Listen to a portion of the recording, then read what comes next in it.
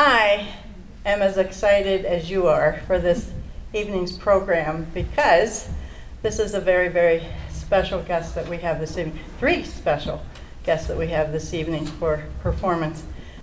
Okay, so Susan and Louis, you are on. We live in a time and with news feeds that remind us constantly of people who are facing trauma, being uprooted and shaken from home and stability and safety. We gather tonight to hear of an extraordinary life, and Louis Fisher and I are honored to bring us to focus on Mr. Ullman's story by starting with a bit of music.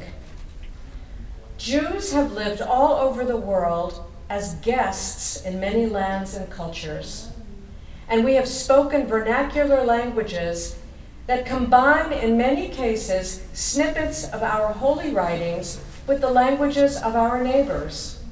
We have records of Judeo-Arabic, Judeo-Spanish or Ladino, Judeo-Italian, Aramaic, and in Eastern Europe, Yiddish, a language over 1,000 years old that is structured around Middle High German, Biblical Hebrew, and a smattering of Balkan and Romance languages. I'm guessing that Yiddish was not a household language in Mr. Ullman's experience as a young person, but the songs we offer tonight cross beyond the specific and touch deeper experiences of building a life in the face of strife, of looking back and looking forward, and of recognizing what binds us together in this very messy human family. In pre-World War II Lithuania, the city of Vilnius, called Vilna by the Jews, was known as the Jerusalem of Lithuania. A bustling center of science, biblical and cultural study, wide ranges of political expression, and literary and artistic brilliance. The loss of this hub of Jewish life to the onset of Nazism was incalculable.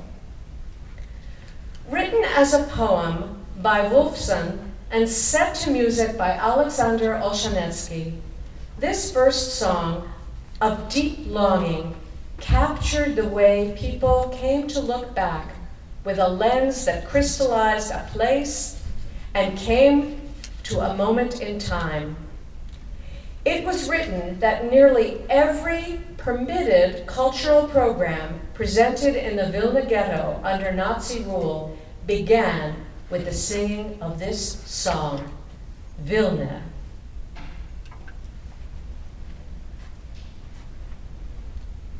Vilna, Stadt von Geist und Mimes, Vilna, jiddischlich vertracht, wo es murmeln stille Twiles, stille Säudes von der Nacht, oft muss ich dir in Cholem, hey, geliebte Vilna mein, und die alte Vilna Ghetto, in a neppeldicken Schein.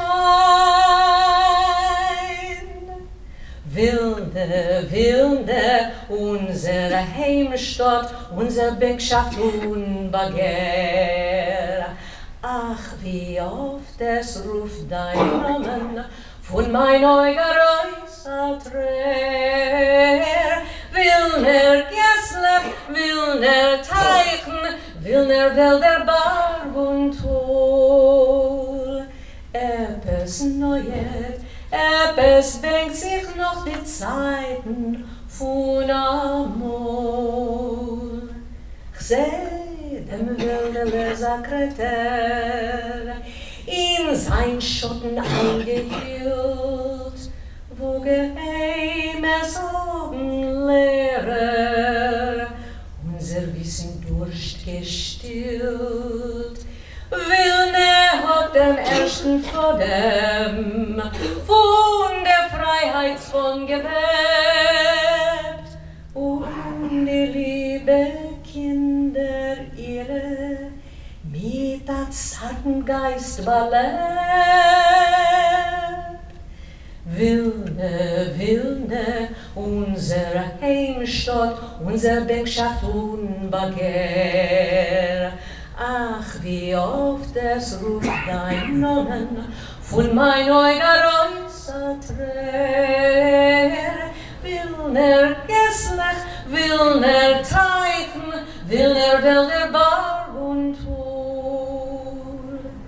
Etwas Neues, etwas bängt sich noch die Zeiten von Amor.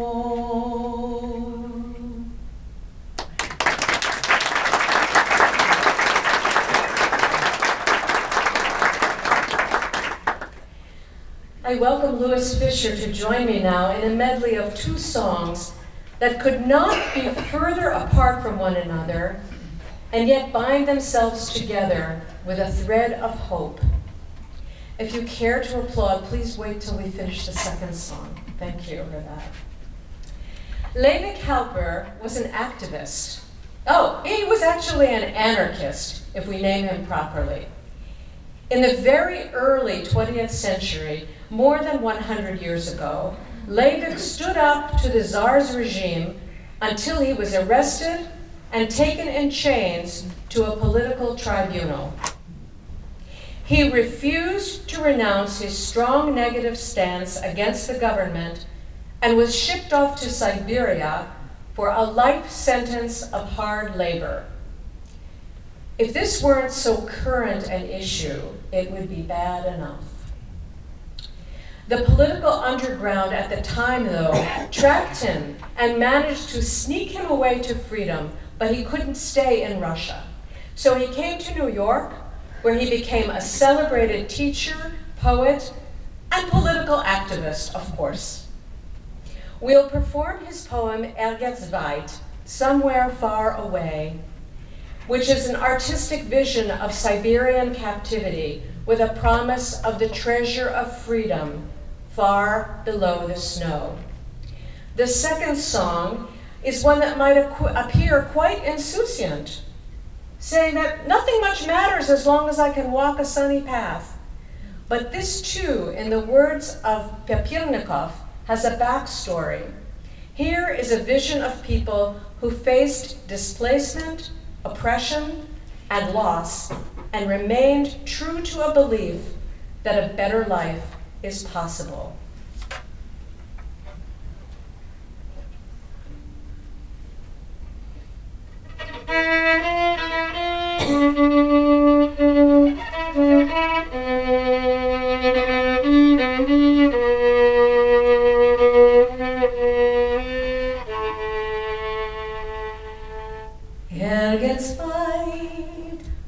Geht's weit, liegt das Land, das Verbotene, silbrig blau in die Berg, noch von keinem Betrottene.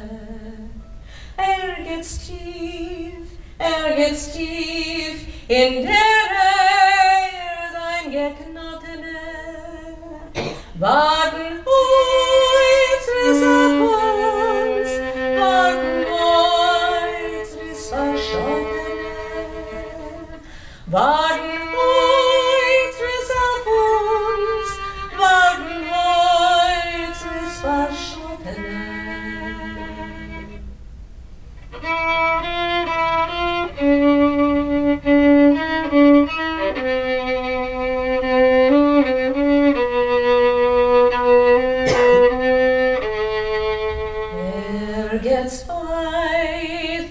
Geht's weit, liegt allein ein Gefangener, auf sein Kopf starrt der Schein von der Sonne, die Vergangene.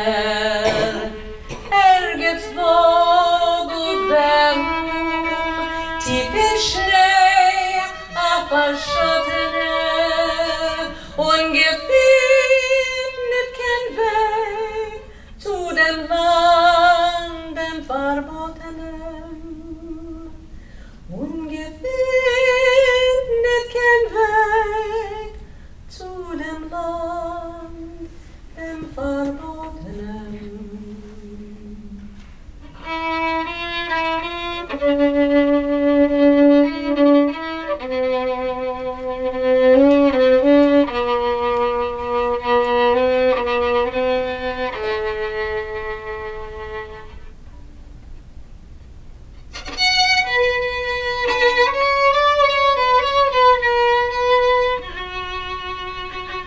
So sein, als ich boi in der Luft meine Schlösser.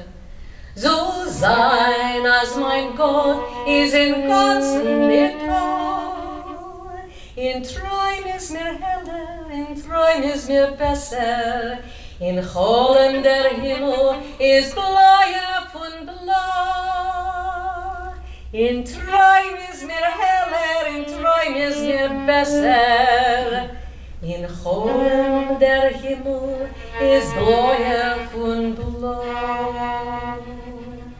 So sein, als will kein Mut zum Ziel nicht erlangen. So sein, als mein Schiff wird nicht kommen zum Breg. Mir geht nicht in dem, ich soll oben der Gangen. Mir geht nur in Gang auf a sonnigen Weg. Mir geht nicht in dem, ich soll oben der Gangen. Mir geht nur in Gang auf a sonnigen Weg.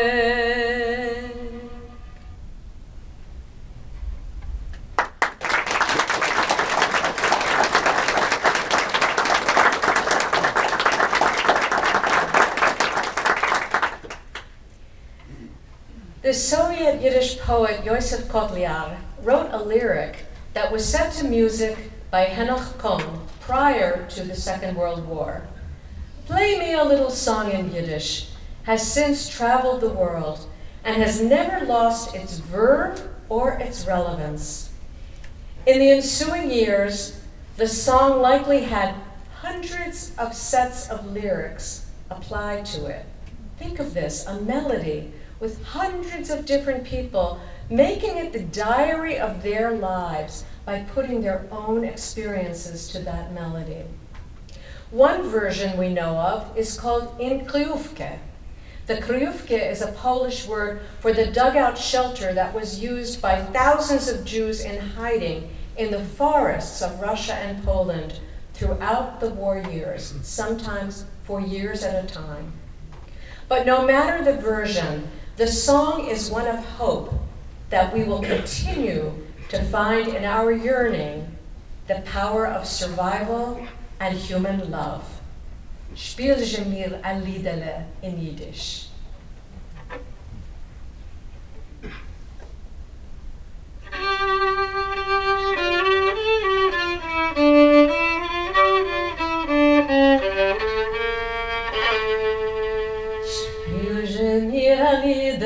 in Yiddish. Der Wegen soll es reden, ich kenn Chiddisch.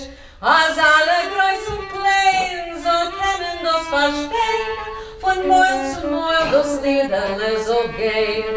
Oh, Spiel, Spiel, Klezmer, Spiel, weiß doch, was ich mein und was ich will. Spiel, Spiel, Spiel ein Liederle von mir, Spiel ein Liederle mit Herz und mit Gefühl. Ein Liederle und 17 und Tränen, Spiel also, als alle sollen hören, als alle sollen sehen, ich lebe und singe, ich kenn, schöner noch und besser mir gewinn. Oh, Spiel, Spiel, Klezmer, Spiel, weiß nicht, was ich bin und was ich will. Spiel, Spiel, Spiel ein Liederle von mir, Spiel ein Liederle mit Herz und mit Gefühl. Spiel mir ein Liederle von Scholem, so schön sein Scholem nicht kein Cholem. Als Völker groß und klein, so können das verstehen, und Krieg und Unmilch kommen es nicht vergehen. Oh, Spiel, Spiel, Klezmer und Spiel,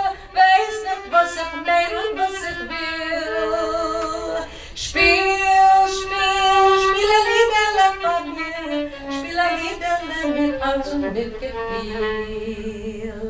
Lass mir singen's Liederle zusammen, wie gute Freund, wie Kinder von ein Mammen. Mein einziger Verlang soll klingen frei und frank, in allem ins Gesang, auch mein Gesang. Oh, spiel, spiel, Klezmer, spiel, weißt doch, was ich will und was ich will. Spiel, spiel, spiel ein Liederle von mir, spiel ein Liederle mit Herz und mit Gefühl.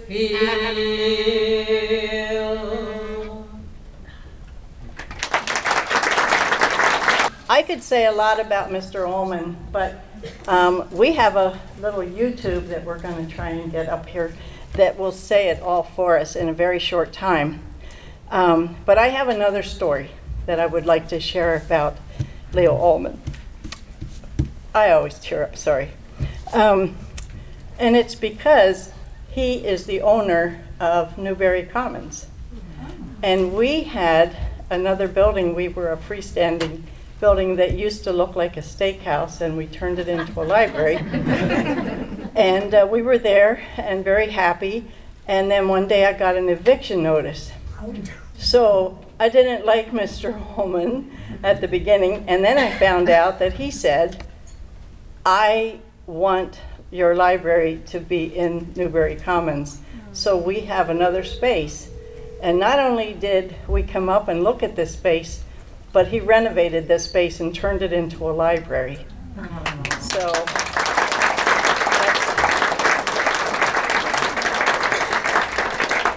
that's my Leo Ullman story. Mr. Ullman, come on up and be ready for, as soon as your little video is over, then you're going to start, okay? Oh, he wants it to go. Yeah, never mind. Is one of the most interesting people I have ever met. Can you hear? He's a Harvard grad, a wildly successful entrepreneur, a philanthropist, and an accomplished athlete who has completed 145 triathlons. And that's barely scratching the surface of this man's extraordinary life. My life was not defined by the Holocaust. The 83-year-old who lives in this beautiful home on the water in Sands Point, Long Island, is among the youngest Holocaust survivors. He wasn't even a year old when the Nazis invaded the Netherlands in May of 1940. At first, my parents and I had the chance to escape. We went to a fishing port in Holland. The scene at the fishing port was utter chaos. There were not big boats taking people to England. Rather, it was just a lot of people hoping to get onto a fishing boat or two. Leo and his parents, named Frank and Emily Ullman, could not get onto one of those boats. Life in the Netherlands soon became increasingly more difficult for the Jews. It started with decrees. First, for all of the country's approximately 140,000 Jews to relocate to the country's capital city of Amsterdam. Every Jew had to have a J on his identity card, and every male Jew had to include the name Simon as a middle name, and every female Jew had to include the word Sarah as her middle name. And then it got even worse as transports to forced labor and death camps began. People who were elderly, invalid, children were being pushed into cattle cars. Leo's parents felt they had no choice but to go into hiding in March of 1943 when Leo was 3 years old. With help from Emily's friends in the resistance, they secured this hiding place for Leo in the apartment of a Christian family. It was an unimaginable decision to separate from their little boy, not knowing if they'd ever see him again. Frank and Emily hid in this attic of a storefront on a main street right in the heart of the city, the same city where Anne Frank was in hiding with her family. Every step outside, every motorized vehicle, every noise could have meant the end of their lives. And to live under that kind of unbelievable pressure and terror is something you can't replicate in a play about Anne Frank or in anything else. Leo and his parents miraculously survived the war. A Dutch policeman and his wife risked their lives to hide Leo and treated him as if he was their own son. Leo is still in touch with the descendants of his war parents. I always wondered why in the world my war mother and father would take this ultimate risk, to take in a Jewish child under circumstances where the Nazis were paying huge bounties for anybody that betrayed a Jew, and they would almost certainly kill anybody who was hiding a Jew. And I always asked my war mother, why in the world would you do that? And she said, because it was the right thing to do. Ordinary people doing extraordinary deeds in the face of absolute death. For Leo, sharing his survival story is critical, especially now as we see a spike in anti-Semitism across the globe. If we don't tell that story, who is there to tell it? And I also realize that I'm among the youngest survivors. Soon there won't be anybody to tell this story. And therefore, I felt it was very important for me to do that. And here in the U.S., Leo started a whole new chapter. After the war, his parents had another baby, Leo's younger brother, Henry. In 1947, the family made its way to New York. Leo remembers being on that ship like it was yesterday. We were on the Westerdam, a converted Liberty ship, and we came to New York in the fog and drizzle, and suddenly the Statue of Liberty appeared. Tears were streaming down my mother's face, and she said, I have trouble saying it, we beat Hitler. And beat Hitler they did. The Ullman family moved to this home in Port Washington, Long Island, and quickly integrated themselves into the community. Leo wasn't sufficiently challenged academically in the public school system, and he finished high school at the renowned Andover Prep in Massachusetts. He then graduated in 3.5 years from Harvard, where he was also the goalie for the Harvard lacrosse team. He even took a term off from Harvard before graduating to join the Marine Corps. He was in the reserves for 5.5 years while also earning his JD MBA from Columbia. This is where I spend a huge part of my life. Here's a glimpse into Leo's Port Washington office for his real estate management company called Vast Good Properties. He started it after leaving his former company, which went public. This is Leo's advice to up-and-coming entrepreneurs and those interested in real estate. Don't be afraid to put it all on the line. Go out if you can and get a 2-family home and rent it, and then buy a 4-family, and then buy a small apartment building, and maybe you get a little office building here and there. And it works if you're careful. And there's no magic to real estate. It's all common sense. It's not more than that. Leo's company owns 19 shopping centers, mostly in Pennsylvania, and most of them anchored by giant supermarkets. He takes great pride in his properties and says he's always honest and goes out of his way to show his tenants respect and to learn their stories. Leo's work definitely does fund some of his incredibly interesting hobbies. He recently donated to a university his entire private collection of Nolan Ryan cards and memorabilia. Nolan Ryan is one of the ultimate power pitchers in Major League Baseball, who pitched for 27 years and holds the records for no-hitters and most strikeouts. Leo's collection had about 15,000 items and took him 29 years to accumulate. It's valued at approximately $1.2 million. Leo also wrote a book about his collection, which will be published soon. My goal at this point is simply to have the book be beautiful. I want it to be evidence of all the work that I've put into it. I don't have to make a nickel on it. Leo's writing portfolio doesn't stop there. He penned this book about his Holocaust survival story called 796 Days.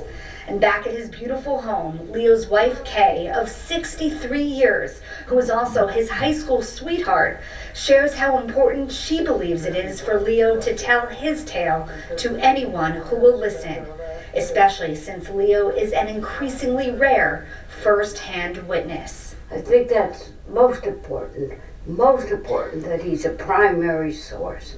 My story on Leo could be never ending. This man is a force to be reckoned with. He has biked across the country, completed 145 triathlons and 3 Ironman races. Together, he and Kay have 4 children and 9 grandchildren. It was always my mother's credo that we beat Hitler. And how did we beat them? We created what we think is a wonderful family.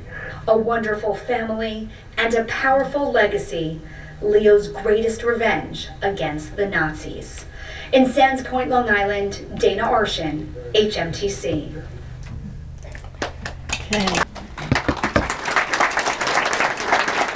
Thank you all. Can you hear me? Yes. Shoot. First of all, I want to mention the beautiful voice that Susan had. You're not going to hear it from me, so I thought it was terrific. My story basically is focused on the country of the Netherlands. Everybody calls it Holland because Holland was the largest province of the Netherlands. And Holland is a lot easier to say than the Netherlands, especially to Dutchmen. At any rate, the story starts with my parents. My mother came from a well-to-do family engaged in the diamond business.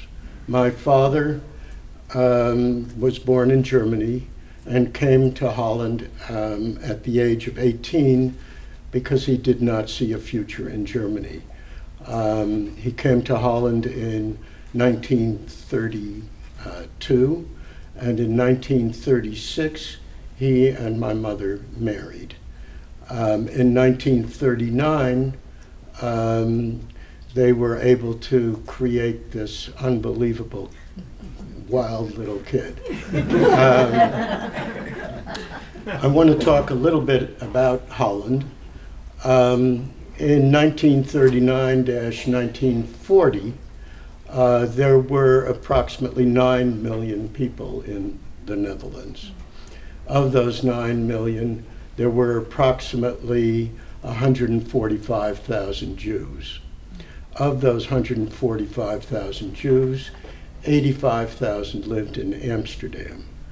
Of those who lived in Amsterdam, 25,000 were engaged in the diamond business.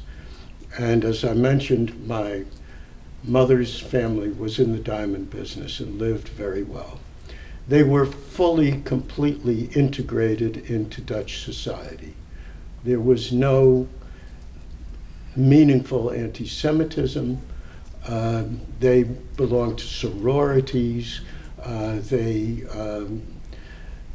had friends of all sorts. They were involved in music and the arts. They were very comfortable. In 1939, Hitler had promised to the Dutch that if he opened a war zone on the west side of Europe, he would leave Holland alone because Holland was neutral during World War I and fully expected to be neutral if there were, in fact, a war that would extend beyond the eastern flank, where Austria and Poland had been invaded. And everybody in Holland assumed that if there were a Western front, they would be left alone. Notwithstanding that promise, as late as September of 1939, on May 10th, 1940, Hitler and his troops bombed the city of Rotterdam to smithereens. More than 20,000 people were killed. 60,000 were left without housing, and Hitler threatened to take over the rest of Holland in a matter of a couple of days. The Dutch government left the country. The Queen took her cabinet and went to England, and her family went on to Canada. And a lot of Jews committed suicide, afraid that they would have to live under Hitler. Some Jews were able to escape, and we had the chance to escape. We went to a port, a fishing port, where you could potentially catch a fishing boat to take you to England, and then you might have a chance to go to America or to Canada. My parents and I and a grandmother went to one of the fishing ports, and it was utter chaos. The rumors that there were lots of boats to take people were not true. It was just a terrible scene, and my grandmother had an earache and I had a toothache, or vice versa, and we went back to our apartment thinking that we would leave on another day. Within a couple of days, the Nazis closed the borders. My mother's sister and her family were able to escape. I had a couple of uncles who were able to escape with their families. But we went back to our apartment, and we did not see a chance to escape. What happened first was that Hitler appointed a vicious anti-Semite who had been the governor of Austria after it had been taken over. His name was Seyss-Inquart. And Seyss-Inquart started issuing decrees once he took over the country. The decrees were targeted toward the Jews. And they started with the requirement that all Jews had to come to Amsterdam. So in the apartment that my parents and I had, suddenly we had 8 additional people. But we would manage. And then all the Jews on age 6 or over had to wear a Jewish star. And that was okay. It had to be sewn, so it couldn't be taken off so quickly. And the decree said that anybody who consorted with the Jews was subject to prison or worse. The other decrees included that we had to file reports, the Jews did, of anything they owned of any value, up to and including gold teeth. We were then subjected to continuous and more severe decrees. We could not go to public schools. We could not go to public markets. We could not use public parks. We could not have telephones. We could not have any vehicles, no bicycles, no cars, no motorcycles. We could not use public transportation.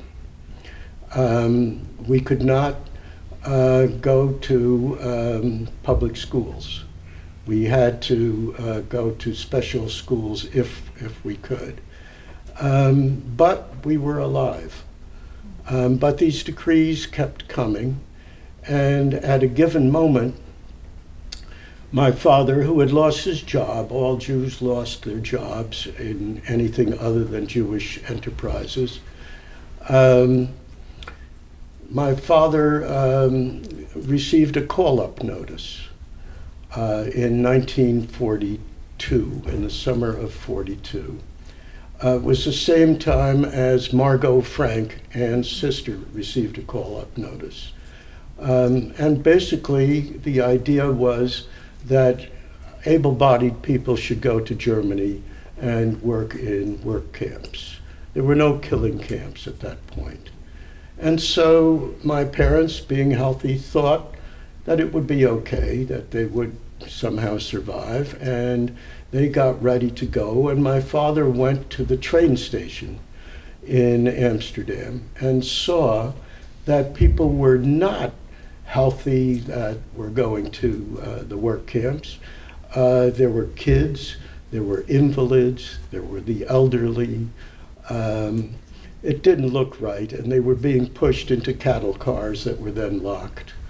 And he decided that they would not go, and they made the decision to go into hiding at the same time that my mother's sister and her family were picked up and thrown into jail and ultimately deported toward the work camps.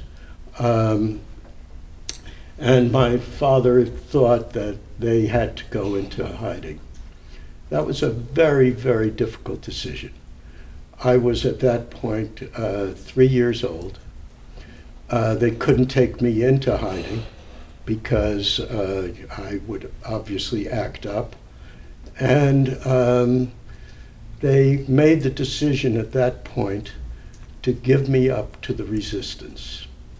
That was very difficult. The link to the resistance was a sorority sister of my mother. A sorority in Holland in those days was not just for college years, it was a lifetime.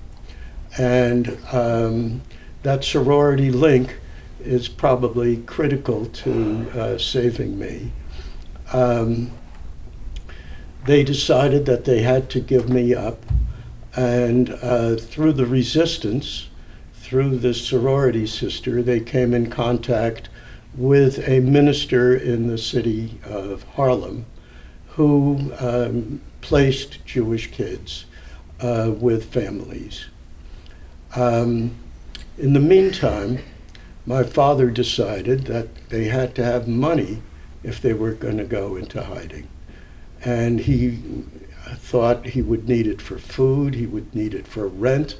They found a hiding place in an attic on a main street in Amsterdam, above a shoe store, and then there was a family that lived right above that were responsible for the building, and above that was a young couple who went to work every day. And the attic above them is where my father and mother arranged to rent an attic space with one window and no heat or electricity. In the meantime, as I said, my father felt that he had to get some money, and he was a rug buyer at the largest department store in Amsterdam, or in Holland, the Macy's of Holland, called the Bijenkorf, the Beehive.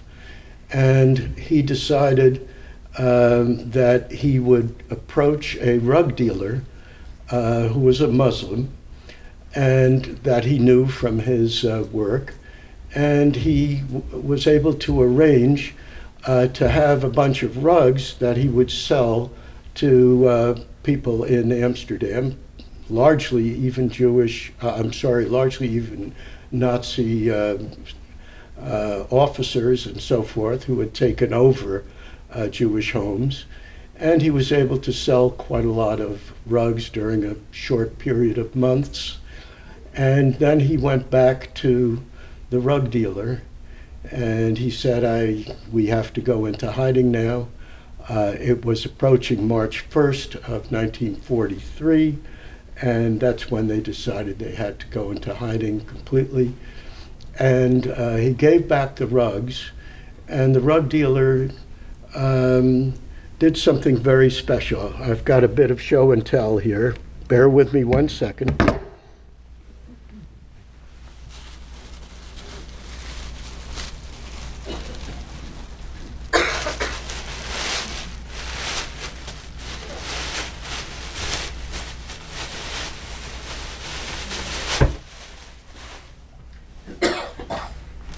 He gave my father a rug, and he said to my father, I know that you worship a different God than we, but take this rug with you into hiding. It's a prayer rug, and it's a very good prayer rug because we've had it all of this time. Take this into hiding with you, and Allah will save you. And my parents took this rug into hiding with them, and it may be that Allah saved them. It's a good story to tell, especially when I talk to groups that include Muslim believers, and I recently talked at Wagner College or Wagner University in New York. I shared the podium with the Muslim chaplain of the New York police force, and we've become good friends.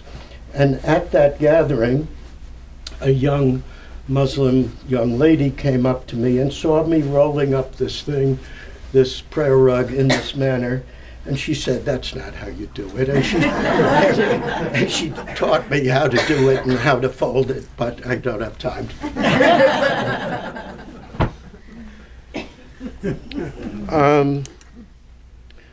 I wound up with a young man who lived outside Amsterdam, and his wife. And shortly after I was placed there, their marriage fell apart, probably because of me. And I was then sent to a sort of orphanage north of the city of Amsterdam. And the mother and father of this young man decided that they sort of liked me. And he was a retired policeman, and he was able to get a pass to go through the German lines at the station in Amsterdam, and he was able to go to North Amsterdam on his bicycle and pick me up and take me back to their apartment on the west side of Amsterdam. He did that, and I stayed with this man and his wife and their adopted daughter, who was 14 or 15 years older than I. We shared a room. I teased her mercilessly. I even said at one point, this is, it's not a good remembrance for me, but I should tell it. I said to my war parents that I wish Tilly, that was the sister, the adopted daughter, I wish Tilly was dead, then we'd have more to eat. Oh. That's nice, isn't it?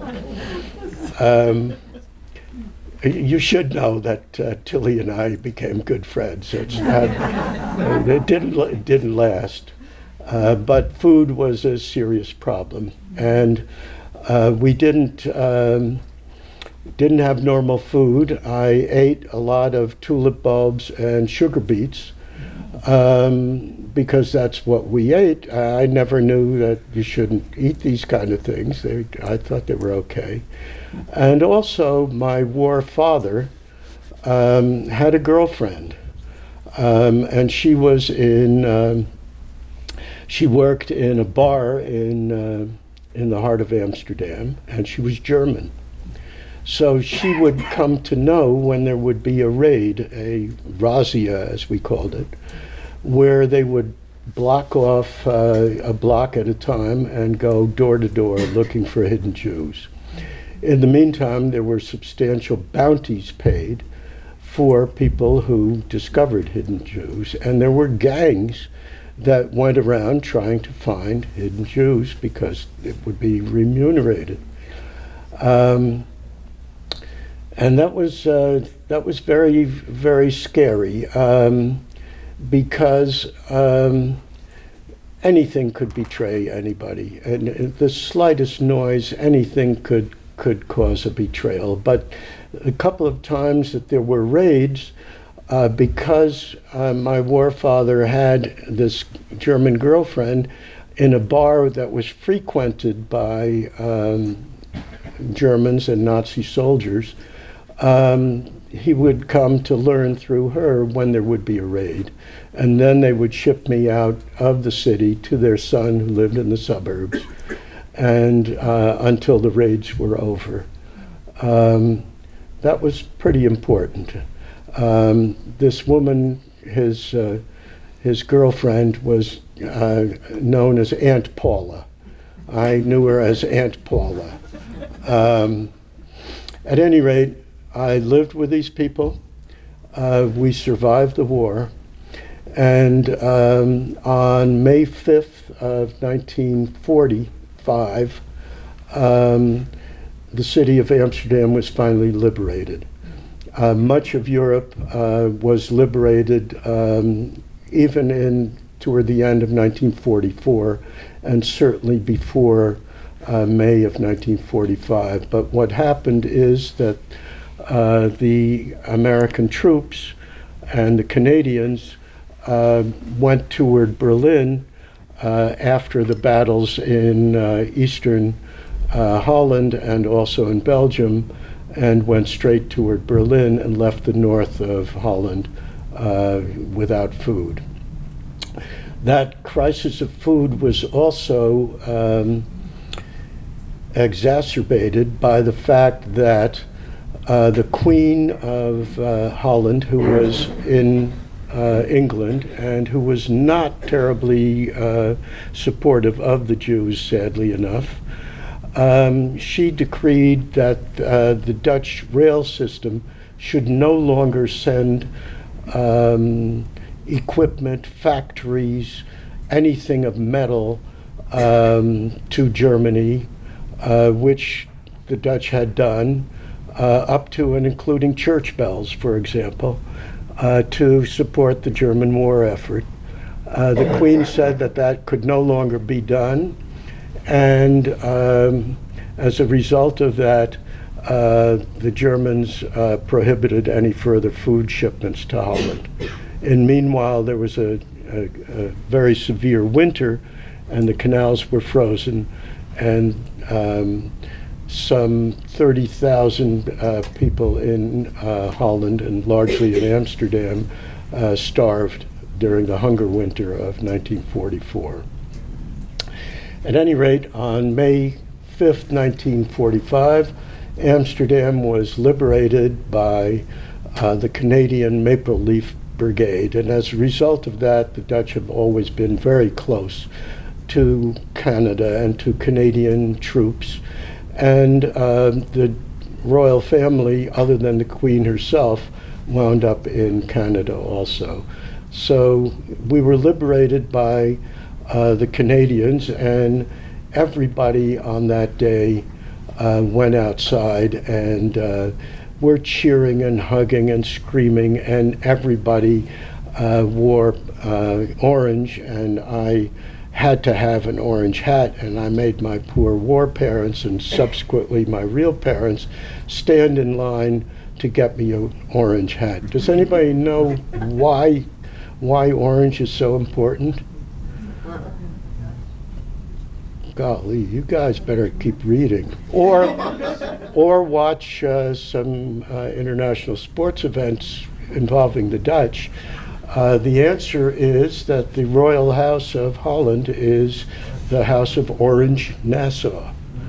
And orange plays such a role, so if you see Dutch teams in the Olympics or elsewhere, they're always wearing orange. At any rate, my war parents knew that if my real parents survived the war, they would come to get me shortly after this May 5th liberation. And sure enough, within the next couple of days, the doorbell rang, and my war mother knew what it would be, and there came my real parents. They looked awful. I mean, they had been in their hiding place for approximately 2.5 years. My father never got out. His feet were this big because he couldn't walk. My mother did get out on a couple of occasions, taking the ultimate risk because she had tooth pain that was so debilitating she couldn't live with it. And so she went to a street in Amsterdam known as Sarfatistraat, where there were known to be a number of dentists. And she knocked on the door of this. She would go at dusk when a woman could presumably not be picked up by the Nazis. A young man would be picked up immediately and sent to the war effort. But she was able to go there, and she knocked on the door of a dentist, and she said that she couldn't pay him, and she couldn't tell him who she was, but could he help her because she had this terrible tooth problem. And he did, and he told her to come back in a couple of days so that he could take out the stitches. And again, at dusk, she came and went to the guy, and he gave to her, not only did he take out the stitches, but he gave to her a loaf of bread, and that was worth anything. At any rate, they came to the house where I was in hiding. They had gotten from the resistance where I was. They never knew where I was.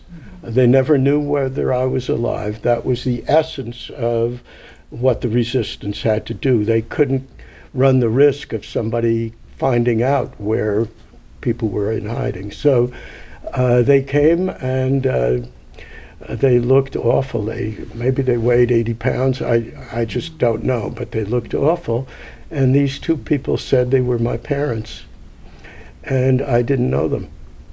I had been away for 2.5 years. I was 3 years old when the war started, or when my hiding started. And these people suddenly appeared and said they were my parents. I think that was difficult for everybody. I personally don't remember it very much. Appreciate that in hiding there were no photos. My hair was dyed blonde. I was kept inside after the first couple of weeks for the entire war. And my war parents thought that nobody would know that they had this kid in hiding, this Jewish kid. At any rate, my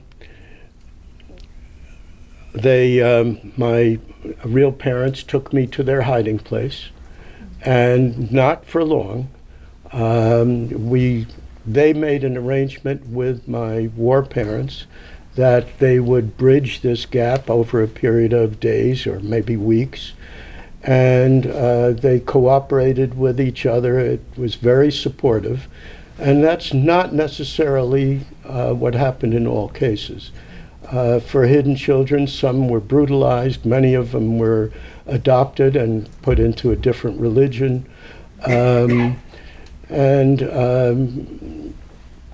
We just had a very exceptional experience. At any rate, I went back with my parents to their hiding place, and you have to appreciate that they were in this hiding place in one room for 2.5 years, 24 hours a day. I don't know. I mean, I'm in a canoe with my wife for an hour or two, and I mean, she doesn't paddle enough. I just don't know how you can possibly do that, but they somehow survived that. And they had saved, for the day that I would come back, a can of baked beans, and they had put it under the floorboards in their apartment for that special day when Leo would come back. So I came there with them, and they opened this can of baked beans with great ceremony, and they offered it to me, and I said, I hate baked beans. So these poor people starved for 2.5 years with this baked beans available to them, and this is what happened. At any rate, we went back to the apartment where I'd spent the war, and my war parents and the people in the apartment building had arranged a party and invited the whole block. And the amazing thing to me still is that with all these bounties that were paid and with all the difficulties that people had in Amsterdam, everybody knew that the Schimmels, that's their names, that the Schimmels had a Jewish kid, and nobody betrayed them. At any rate, we did manage over a period of days or weeks to have me stay with my real parents. And one of the things that my war parents did that was very special, they gave me their dog. I think that was a bridge that was extremely meaningful, and I didn't realize it until much later how special that was. I also didn't realize, even until fairly recently, we have stayed in touch with the people who saved me and their descendants to this day. As a matter of fact, last week I was in Holland, and I had a lunch with the great-grandson of the people who saved us. That link, I mean, you know, where would you be without that? So that has remained very important. But I stayed close to my war mother. My war father, my parents think, passed away in Aunt Paula's bed. But the descendants of my war parents are absolutely adamant that he died in a taxi cab. So we'll never know, I think. At any rate, I stayed close to my war family to this day. We brought them to America, and we've had talks at the University Club in New York and at various other venues. And again, we saw them, or part of them, just this past week. I think I should probably end it there and take any questions that you might have. And if you don't have any questions, I have a couple that I could launch. Yes? Did it take you a while? So for the 2.5 years, and did you go out of the house? Did you, I mean, they dyed your hair, they tried to make you look like you were one of them, but people knew that you lived there, and nobody else turned this family in for taking you in, which is amazing. It is amazing. Yeah. It's really amazing. But we donated a room at Stockton University, which you may not know. It's a state university in the southern part of New Jersey, about 12 miles north of Atlantic City, and it has several campuses. And it has the most active Holocaust Resource Center of any college that I'm aware of, and I've been to a lot of these colleges, including in this area. They have undergraduate courses in Holocaust studies. They have a master's degree and a doctorate degree in Holocaust studies. And it's good in New Jersey. New Jersey requires study of the Holocaust, and not everybody does it equally, but in the South Jersey, it's very strong. And we have given a room in that university to honor the people who saved us. And the motto in the room, and the motto of a film that's been made subsequently, is that there were ordinary people doing extraordinary deeds. And ordinary is not a fair description, because these weren't ordinary people, but these were not gifted, special kind of people. They were just regular people. I stayed close to my war parents. My war father died in early 50s. Under circumstances I described. But my war mothers lived until the 80s. and I was at her deathbed. I, in those days, went to Holland 10, 12 times a year because I practiced law and my clients were mostly Dutch because I speak, read, and write Dutch. In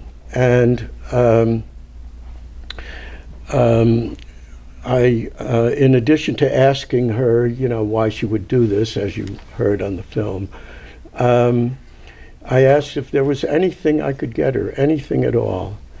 And she said she wanted a pocketbook. So I jumped in my car. I drove from Utrecht, which is where she was at an elderly living facility. I jumped in my car, went to Amsterdam, went to the best street in Amsterdam. I went to the best store and I bought the most beautiful Gucci Poochie pocketbook. And she stroked it a few times, but she never used it. At any rate, I'll stop there, and I'd welcome another question if somebody would have one. Yes, please. I was wondering, did it take you a long time to bond with your birth parents when they came and found you?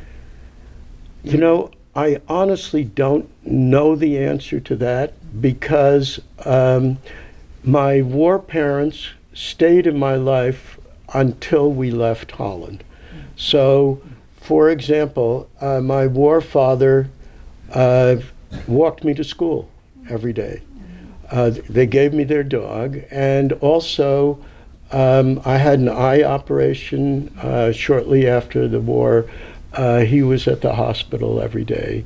So I think the transition was relatively easy. My parents, after the war, were able to get a house. My father got his job back. He got some compensation. And they had a little car. They had a nice little house. You would think everything was pretty good, but it wasn't because all of their friends had disappeared. Of the 140,000 Jews in the beginning of the war, after the war, only 14,000 were left in Holland. Some had left, but the statistics are that more than 75% of the Dutch Jews lost their lives during the war. So life wasn't so good because their friends were gone. The Dutch economy was in the dumps.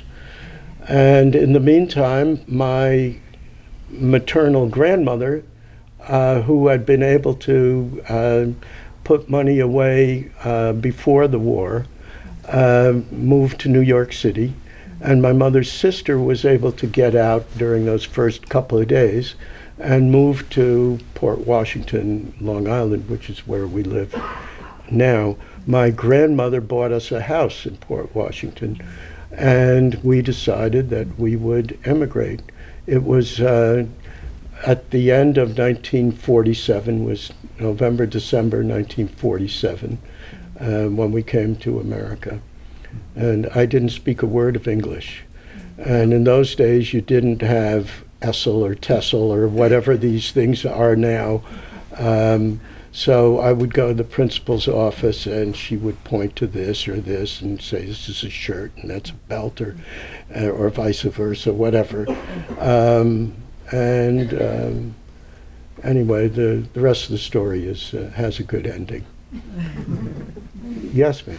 How old were your birth parents when they passed? I mean, how old were the birth parents when they passed away? How old were my war parents when they... Not your birth, but your natural parents. My natural parents. Yeah. How old were they? When they gave me up? No. Or what? When they passed. Oh, when they Passed away. passed.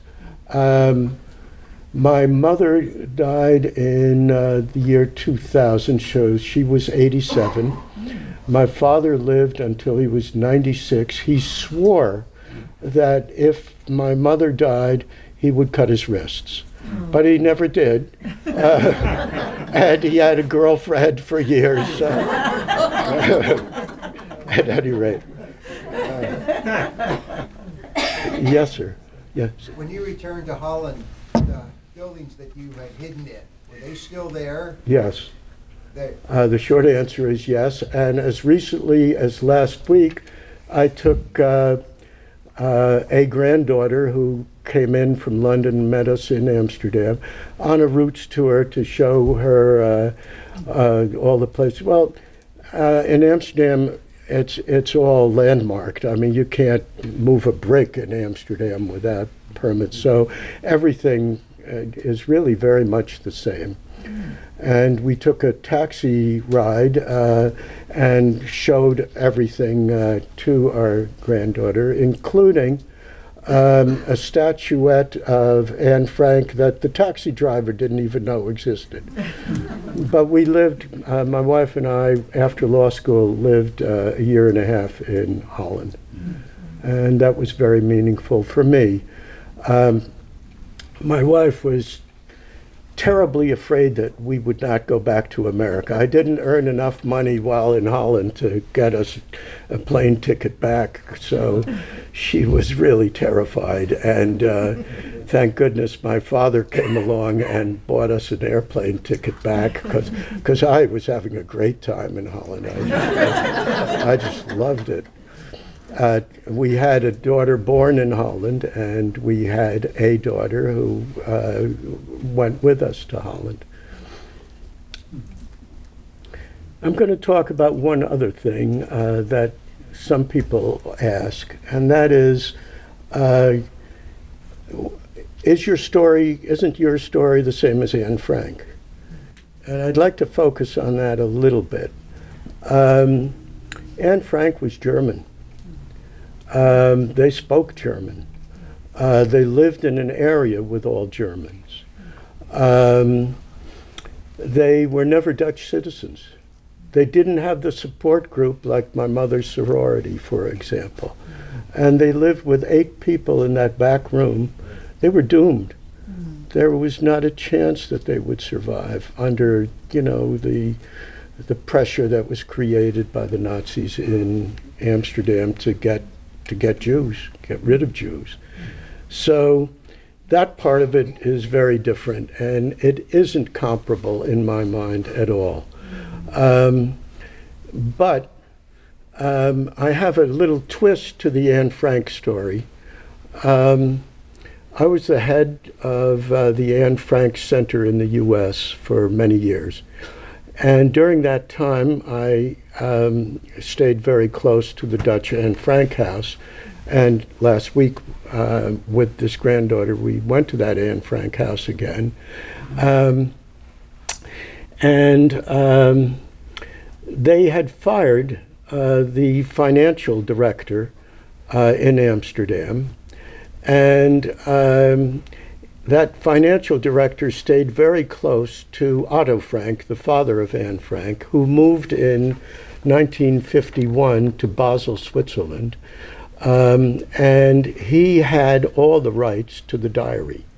The diary itself, of course, is in the Anne Frank house in Amsterdam, but the rights to exploit the copyright is totally in this foundation in Basel.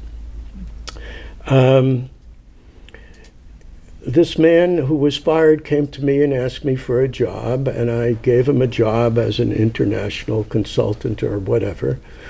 And he came to me at a given moment with a manila envelope, and in it were 5 pages, handwritten, of Anne Frank's diary that had never seen the light of day.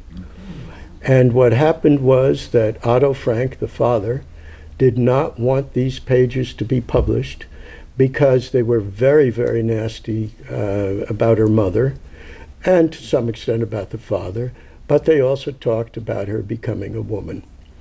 And Otto Frank did not want those pages published. So here comes this manila envelope with these 5 pages, and this man, Korsak was his name, says to me, "Leo, why don't you take care of this?" And I had gone to law school. I mean, nobody taught you what you do with 5 pages of the Anne Frank diary. So I offered it, of course, to the Anne Frank house first, and they wouldn't touch it. They thought it was stolen, and they doubted that it was authentic. And so I decided that we had to sell it, and we made a deal with Corsac that half the proceeds would go to the Anne Frank Center in New York, and he would keep half the proceeds in a foundation that he created. Just before we were about to sell it at auction, and some Russian oligarch would have bought it, the Dutch Center for War Studies, Institute for War Documentation, they bought it for $300,000, which at the time was real money. I had gone to the Morgan Library to find out if these pages had any value, and of course they do. Those 5 pages were subsequently authenticated, and as a result, since 2003, those 5 pages are in the diary. So that's my Anne Frank connection, which I thought was a little different. Have I generated any other questions? And if not, I'm happy to end it there. Oh, yes, sir. The house that you lived in with the parents, the other parents, your war parents, how close to the Anne Frank house was it? Not very close. The Anne Frank house is very close to the Dam Square, which is the heart of Amsterdam, where the Queen's Palace is, and the so-called New Church, which is from the 1500s. The Amstel River basically ends there and goes into the ocean.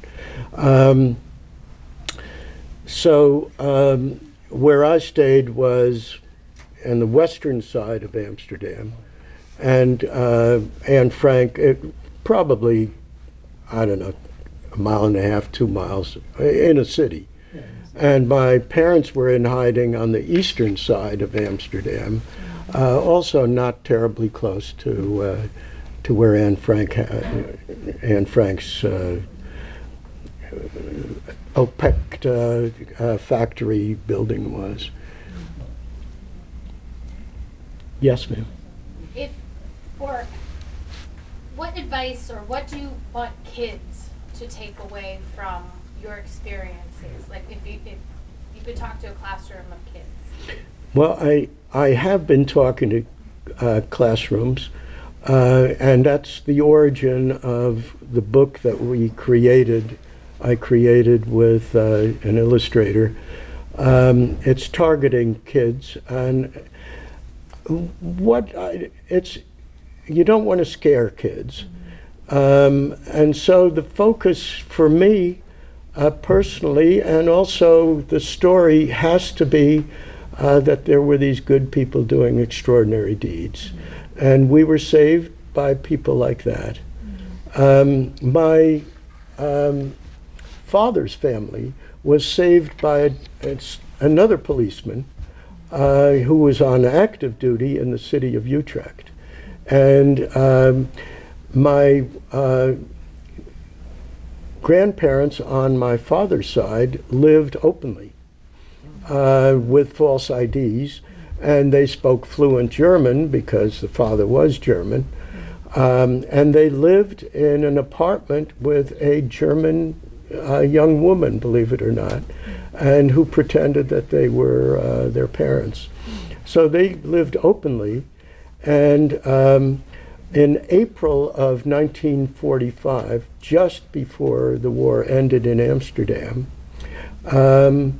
there were some German policemen who came into the apartment where they were living. And he looked at their papers, which appeared to be very good. Of course, they were forged.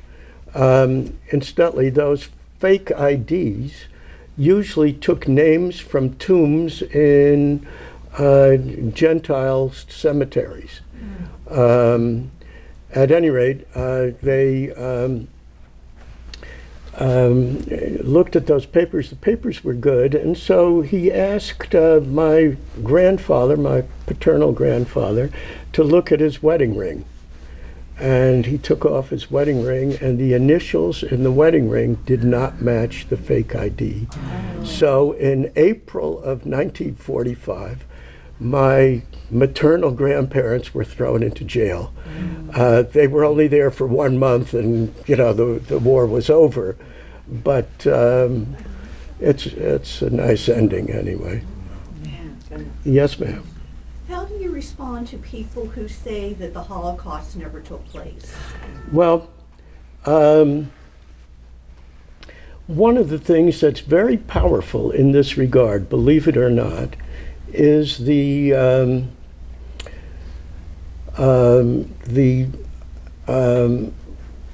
story of the guy who actually put Anne Frank into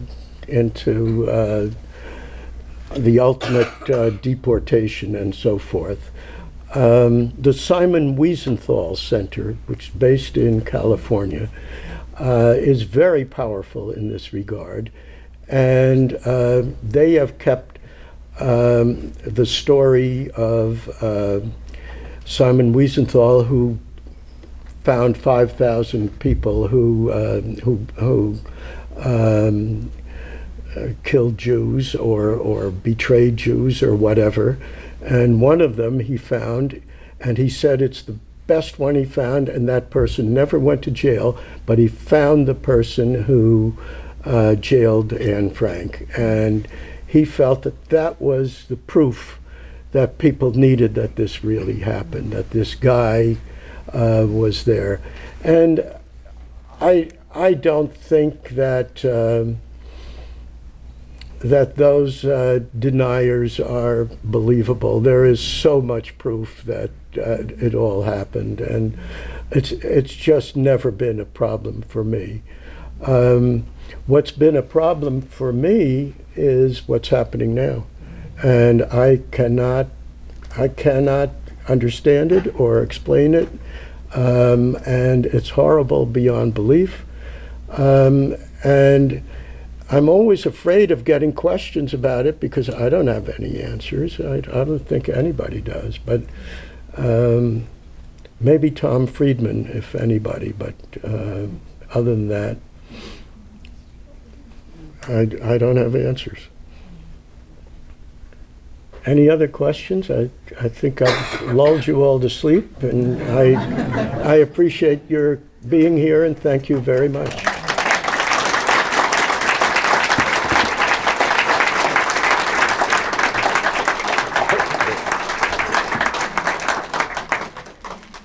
Goodness. All right. Oh, Have a my little. goodness. Thank you very much.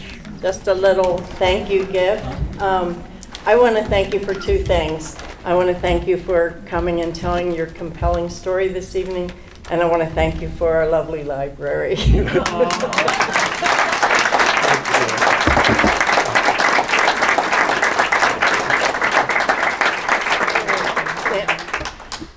Okay, we have refreshments in the community room.